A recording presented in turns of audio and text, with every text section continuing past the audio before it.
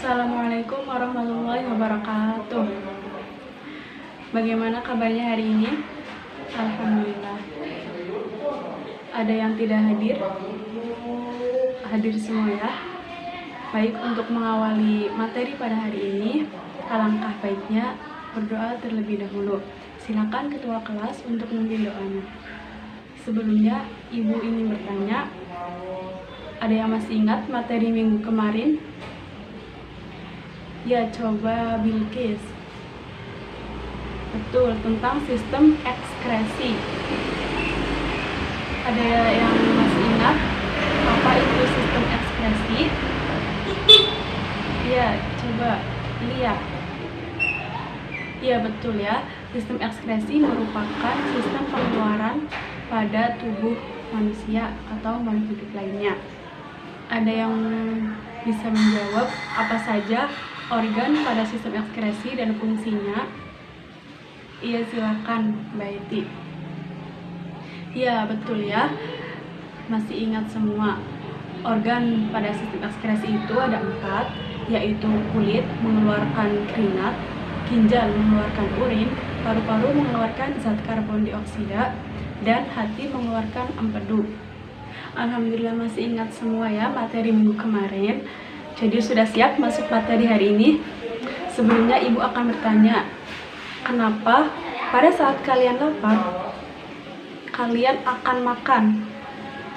Kemudian saat kalian mendengarkan lagu, apalagi lagu TikTok, pasti akan terngiang-ngiang. Dan secara tidak sadar kalian akan mengikuti lagu tersebut. Kemudian ketika kalian terkena panas, kalian akan menghindar. Ada yang tahu disebabkan karena apa? Ya, itu disebabkan karena pada tubuh kita terdapat suatu sistem yang disebut dengan sistem koordinasi atau sistem pengaturan pada tubuh. Jadi, materi hari ini adalah tentang sistem koordinasi. Ya, silakan tujuan pembelajaran bisa dilihat pada PPT ya. Kemudian, pada sistem koordinasi ini terdapat 3 bahasan, yaitu sistem saraf, sistem hormon, dan sistem panca indera. Pada hari ini kita akan pelajari sistem saraf terlebih dahulu. Ada yang tahu apa itu sistem saraf? Ya, betul sekali Fatimah. Jadi sistem saraf itu merupakan sistem koordinasi berupa penghantaran impuls saraf ke saraf pusat, pemrosesan impuls saraf, dan perintah untuk memberikan tanggapan atau respon. Di dalam sistem saraf itu terdapat beberapa bagian seperti dendrit, nukleus, ada akson, ada sinapsis, dan sebagainya. Untuk lebih jelasnya, Ibu akan menampilkan video. Silahkan kalian perhatikan dan catat hal-hal yang penting.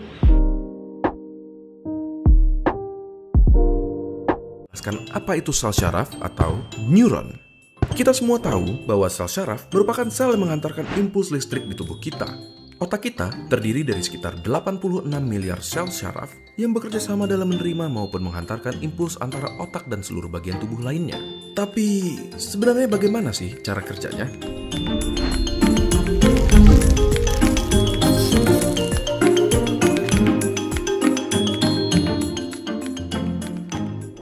Pertama, kita mulai dari strukturnya terlebih dahulu. Salah satunya ada yang namanya akson. Bagian ini bertanggung jawab dalam transmisi impuls listrik dari satu sel syaraf ke sel syaraf berikutnya, yang akan berujung ke target akhir yaitu organ ataupun otot. Setelah itu, kita juga punya dendrit. Dendrit adalah struktur yang bertanggung jawab dalam menerima impuls dari sel syaraf lainnya, dari organ maupun otot, ataupun dari otak. Impuls listrik ini akan bergerak dari dendrit melalui badan sel, yaitu struktur lain di sel syaraf yang berisi nukleus, suatu organel yang berisi material genetik yang mengatur pertumbuhan dan perkembangan dari si sel syaraf. Selain itu, ada banyak sel syaraf yang memiliki struktur bernama selubung mielin yang membantu dalam kecepatan konduksi impuls listrik yang melewati sel syaraf. Tahu nggak?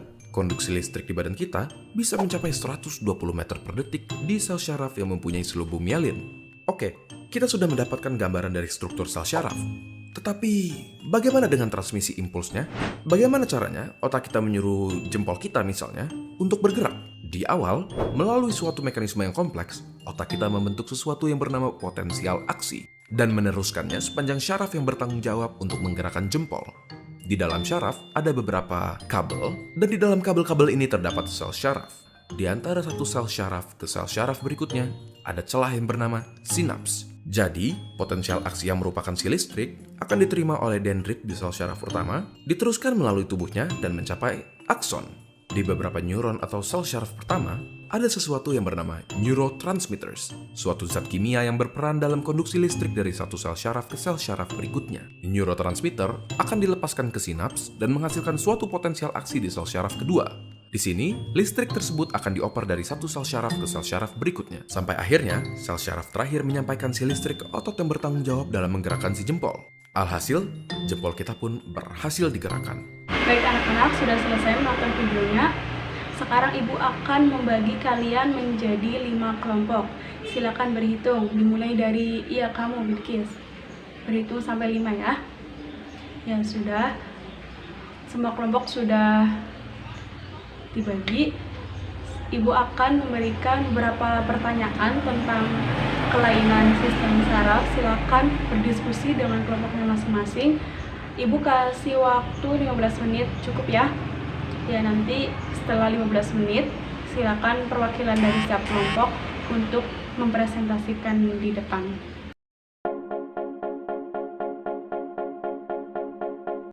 Baik anak-anak, sudah selesai diskusinya. Silakan dari kelompok 1 maju perwakilannya. Ya, bagus sekali ya, kita beri applause. Selanjutnya kelompok 2.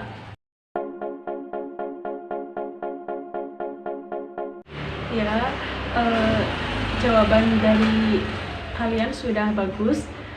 Ada yang ingin ditanyakan? Sudah cukup ya.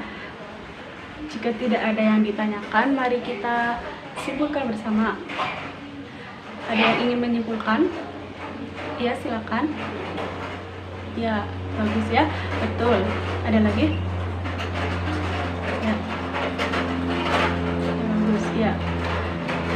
Baiklah anak-anak.